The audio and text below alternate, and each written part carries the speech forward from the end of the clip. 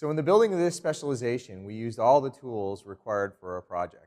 We did initiation, we actually went through a planning phase, we went through an execution phase, and all of the other steps associated with a project in project management. So what we'd like to do is now discuss some of the projects that we've worked on. So Tom, how often have you used these steps of project management in some of the projects that you've worked on? Well, obviously, as a project manager, I use these quite a bit in all the projects that I worked on. However, I really started using them and learning the techniques back when I was a young engineer. Initially, when you start to lead groups of engineers, you have to put together a scope, a schedule, and a budget for the activities that they're going to be working on and put together that whole budget. Your stakeholders become the project managers or the other lead engineers or whoever else needs the services that you're going to provide. So really you start using those very early in your career, and then eventually you manage, I'll say, bigger and bigger pieces of the project until eventually you manage the whole project. So I think it's good as you learn these things to try them out in smaller settings, basically managing 3, 4, 5 people. Later in my career, I was fortunate enough to be either a department manager and then later on head of all the execution services in the office.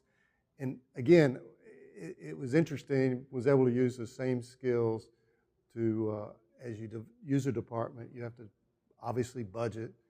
There are several initiatives that you're trying to run, so there's schedules, there's scopes, just understanding that whole thing. So basically, the skills you're going to learn as part of the specialization are the same skills you would use to run a business. In fact, we use them at home, right? My wife always laughs that she's married to a project manager, and so whenever she does anything, has somebody come make some changes at the house, she has to have a scope, a schedule, and a budget.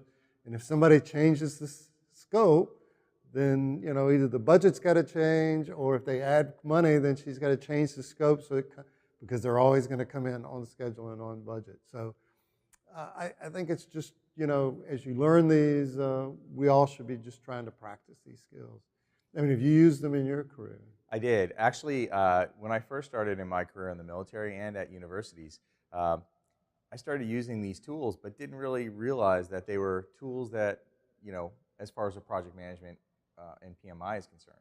And it was kind of intuitive at first. But then I realized that as these projects and as I created programs at universities and some of the projects in the military became much more complicated, the lack of that planning, the lack of that organization actually hurts those projects. And so I started to research more and more into how to manage these projects more effectively and actually started to use the steps more methodically. And it makes a significant difference in the success of your projects.